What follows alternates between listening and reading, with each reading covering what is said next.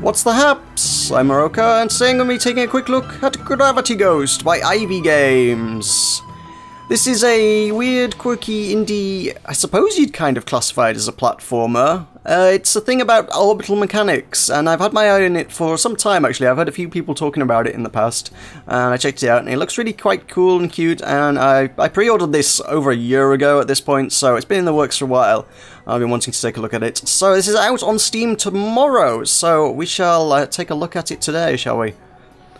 So there's no options on the main menu. If I continue the game, we'll get into the world, and I'll be able to take a look at the options menu from here. So from here I can go to settings. I don't know why you can't access this from the main menu. It's ridiculous, but you cannot. So you have to actually get into the game before you're even allowed to change anything, which is a bit silly. It's got resolution options can be changed. You can turn subtitles on or off, but that's about it. It's a very stylized, simple thing, so I wasn't expecting a whole lot in the way of graphics options, but it'd be nice to have some audio options, just some audio sliders, but no such luck. No, you don't get those. All you can change is the resolution and subtitles. That's all you get. So, there you go. Return to game. So this is our map. We kind of you kind of start off up here, way out in the tail of this constellation, I suppose it is. And you kind of, as you work through these levels, you get a bit of backstory and sort of context for things. As we get to here, we will learn that this black hole in the center of the whole world map, as it were, has devoured a planet, and I need to recover bits of planets to rebuild it. It is sort of vaguely implied that it may or may not be Earth. We're not sure at this stage. A lot of it's kind of, the story's kind of put together piece by piece. It's not really I'm not really quite sure what's going on with it yet. All I know is the levels are fun, so let's find a level to play. So I've done the first two sections of the game. It's unlocked a few extra powers. The levels with the hearts over them unlock extra abilities for your character. The levels with the paws over them, kind of you pick up a little animal that will follow you around. Then the skeleton, you have to reunite the animal with its skeleton in a very weird, kind of morbid kind of way. There's a few different extra sort of terraforming abilities we'll pick up. So let's just head on into the third section and you'll get to see some of these things.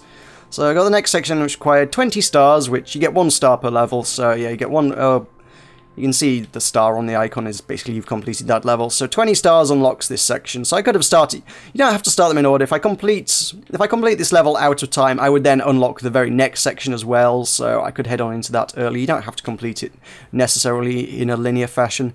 So there's kind of a bit of a non-linear thing going on. So out of time, we may have some new things going on here. Start a new section, so it'll be something fairly simple. We have a little, I guess she's a ghost kind of girl. She is, I think, voiced by Ashley Birch, who some people will know from Hey Ash, What You Playing, possibly Borderlands, and she's also in one of the TF2 videos recently. I don't know what I'm doing here, but if you jump off a planet, you can sort of spin around it, and I guess I've unlocked a new ability that sort of destroys a planet? That's a bit interesting. She has this trail of hair that flows behind her and can be used, it seems, primarily, as far as I see, for using your powers of terraforming. So if your hair is long enough to wrap around a planet, as you can see it's blue at the minute, if I wrap blue hair around a planet it will become a water planet. The default is actually white, so let's just set it back to that. And the aim of each level is to grab the star will open the door, and then from there you can... I don't know how I get to that door now. I don't have a planet to orbit around, so I'm not sure how I'm controlling this. I think there's that tiny little... there's a microscopic little rock there that I might be sort of orbiting around. The triggers offer my 2 different powers that I've unlocked so far. So right trigger makes me super heavy, which I guess might help me land. But I guess when there's a rock... yeah, yes, that is the planet. I was right. Okay, so that's because it's, like I say, orbital mechanics and gravity and whatnot. This planet is so tiny it will not have much pull, so obviously we're sort of just drifting around in space until I use my heavy power to attach myself to it. With the left trigger I've got a kind of a glide, which in this particular instance is just going to let me drift off into space pretty much indefinitely, I think. That's probably not a wise power to use at this point. If I can get close to the door I can just press B, and if I can get close to the door, yeah, we can finish the level. There we go. So that's a very basic level, strange kind of level. Magic element Earth, so I guess we're going to learn some new terraforming abilities here. So, there we go, we've got a watery planet. We've got lots of flowers floating around the planet. The flowers, each time you pick up a flower, the length of your hair grows, and each time you terraform a planet, your hair gets consumed slightly. So there you go. I've grabbed the green power-up, whatever that was, plant thing, which means I've got green hair, which presumably means if I wrap that around a planet, that will terraform it and make it something I can stand on, because I guess this is obviously a watery planet, and watery planets are completely water and you can swim through them. I'm sure that's how planets work. So yes, this one you can kind of, if I splash into it, you go right through it, because it's made of solid water. It's a water planet. And I can turn it into a solid thing that I can stand on. I'm just trying to grab the last flower. You can take as long as you like over this. There is actually no real fail state to any of the levels in the game. Some of them are sort of tricky to do, some are probably, I imagine later, might get even a little frustrating just trying to get the things, but at the same time, it just gives you all the time you possibly need to do it. There's no fail states whatsoever. You're just gonna sort of drift around in space until you're happy being done drifting. So, let's use my heavy power just to land back on the water. I'd like to land on the planet if at all possible. Okay, so as I go around the planet, you can see it leaves a trail of leaves behind me. It's kind of tricky to do on a water planet, I guess, because you got to stay near the surface. And there we go, that turns it into a solid planet. An earthy planet. One that is drifting away from the shipwreck that it was attached to. So if I jump, I can grab the star, that'll open the door, and we're through!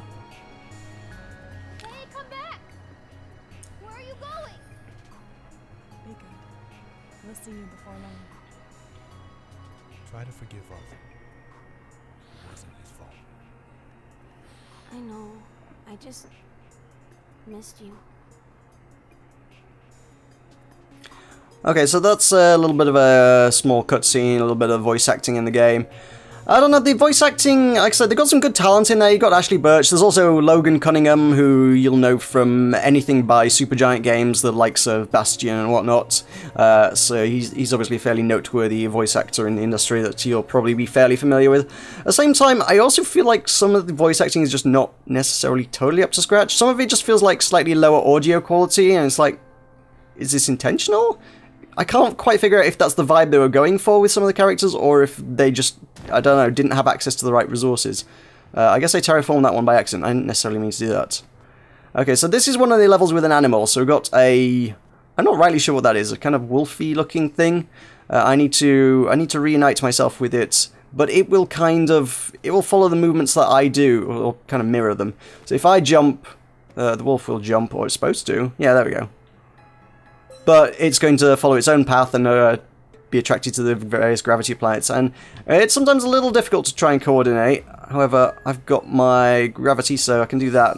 That actually wasn't too hard. Some of them are really awkward to do, but I don't think there's much more to this level. I've got the star. I've got my little animal companion. I think this level's probably actually as simple as that. Like I say, there's a bunch of other stuff. Most of the levels is just grab the star and open the door and get out. That's about it. So I've got the, whatever the wolfy thing is, and that probably looks like the wolfy thing's skeleton, so let's go head that way. Like I say, again, non-linear, you've kind of got different options here. This is a fairly interesting level. We've got some icy planets that are sort of orbiting around some glass planets in the middle. The glass planets, if you fly into them fast enough, they will just shatter. And obviously the ice ones, you sort of just slide along. There's a lot of different ones with different properties that you can stand on. Obviously the standard rock ones you just stand on, the water ones you swim through. Ice ones you slide about on. The glass ones, like I say, they will shatter. If I get some speed up, there we go. I can break the lot. Grab the flowers in the middle, which is mostly what I'm after. I'm not sure if there is a limit to how tall your hair can become, or long your hair can become. It trails a fair way behind you, so you can bank up quite a lot of resources. It does seem to carry over between levels, so if you pick up flowers in the previous level, I'm still going to have ridiculously long hair in this level, which I could use to attempt to terraform this planet if I so desired. Probably don't need to do that because, well, there's the star in the middle of it. I guess I can't just quite swim through those. I still need to use the gravity mechanics. So all I need to do is, I suppose, get some speed up and see how fast we can go. Problem with orbital mechanics is there are other things which are going to try and drag me off course. So these moons are going to sort of throw off my whatever I've got going on here. If it was just one big planet in the middle, I'd just spin around it a lot and eventually come crashing down. But these other things are going to be annoying. Then I can just do that. Oh, okay, that kind of worked. That actually did kind of work. I guess I guess the door's open, so I guess I could technically complete this level, but obviously part of the story and the narrative kind of wants you to reunite the animals with the skeletons and stuff. Actually, I have both animals. I could have gone either way and found either of those, so... No. Almost. There we go. Get a little bit more dialogue here as well. I guess it was a wolf thing. Welcome to space. Yeah, some of the dialogue bits are just kind of a weird... I don't know, it's... If you've ever watched something like Hey Ash, What You Playing, it does feel like Ashley Birch's kind of thing. It's just a very Ashley Birch kind of character. But at the same time, I'm not quite sure that necessarily fits. There are elements of humour in there. There's some, once in a while, there's some amusing lines, which again, sort of, it feels like it came from Ashley Birch. It's like her kind of, the sort of line she would write for one of her shows. But at the same time, I don't know, it doesn't necessarily feel like it fits with the game. You kind of got this cute ghost character, and she's just kind of coming out with these occasionally slightly snide remarks and things. It's like, it just doesn't really quite seem to suit your character here. I don't know, there's a kind of a bit of a mismatch. I don't know if that was necessarily the best person to choose for the job, but fair enough. That's what we've got. Like I say, she's not a bad voice actor. I just don't necessarily think she was necessarily the right one for this particular role. I don't know. We do get a bit of a cutscene after each time we reunite an animal with its skeleton, so let's have a watch of this. Have you been visiting that batty old woman? No. She baked you a veggie quiche. What about tomorrow? You should be back in school by now. But with the lighthouse broken, no one can cross the waters. It's okay. Eddie is teaching me the sacred geometry. What? Did you know the entire universe is made of triangles? Look here. You want space geometry? Here's something real. This is the Earth. If you inscribe it within a perfect pentagon, and you draw 5 more perfect circles through the corners, and you draw a smaller circle tangent to those circles, you derive the size of the moon relative to the Earth. Huh. Neat, right? The truth is so much more interesting than fairy tales. Okay, now you sound like Mom.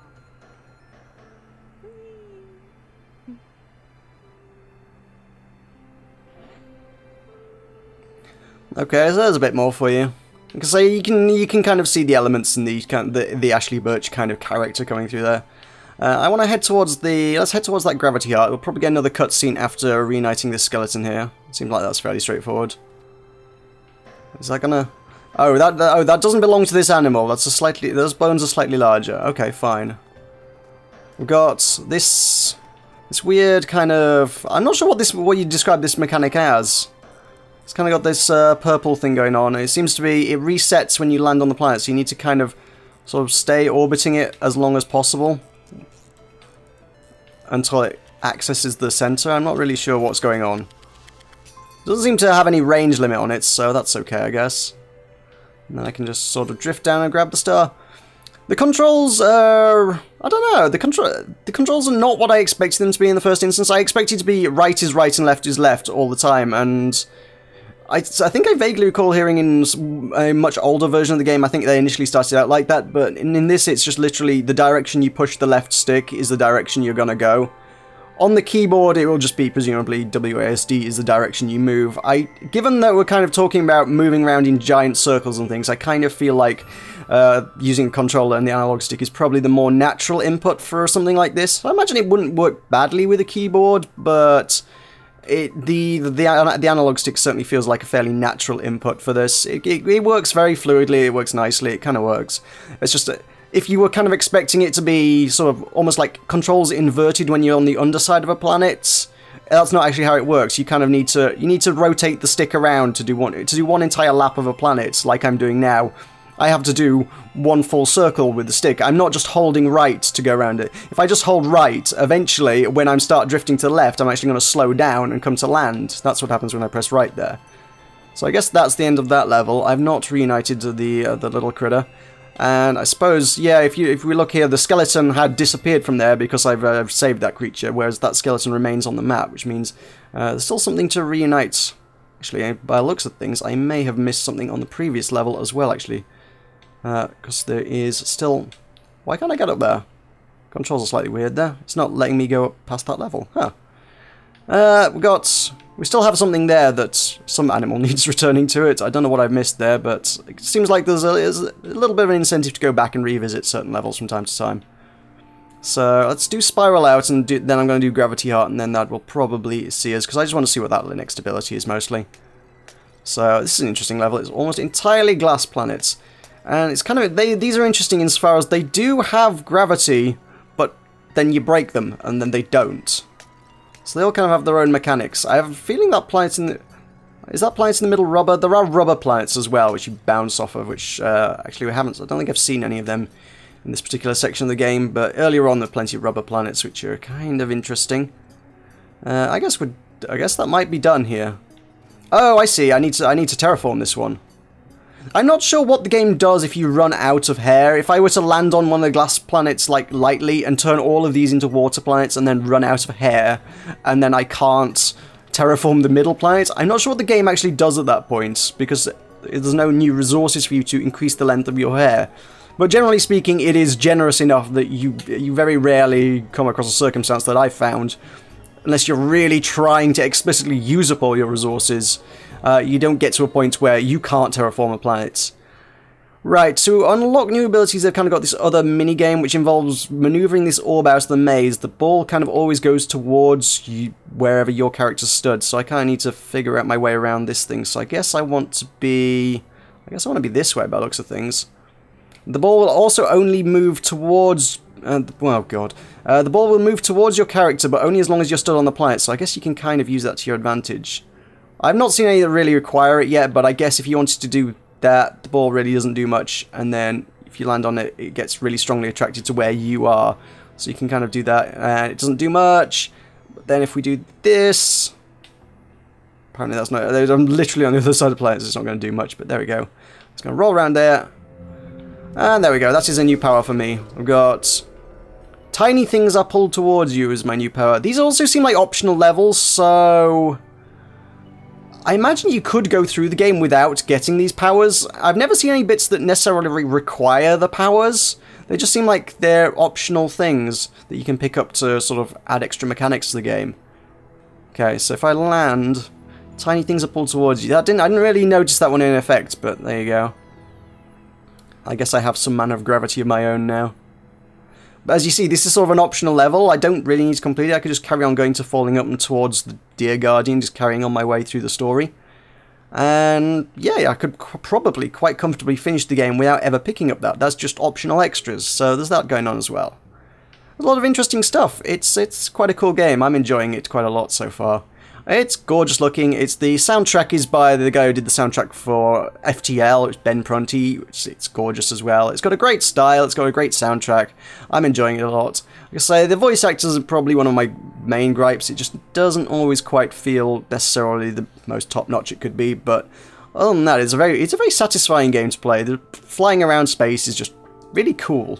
Like I say, there's no fail state, so it's just a very casual thing. You can just sort of mess about in it and just have fun. It's just a really nice game to be a part of.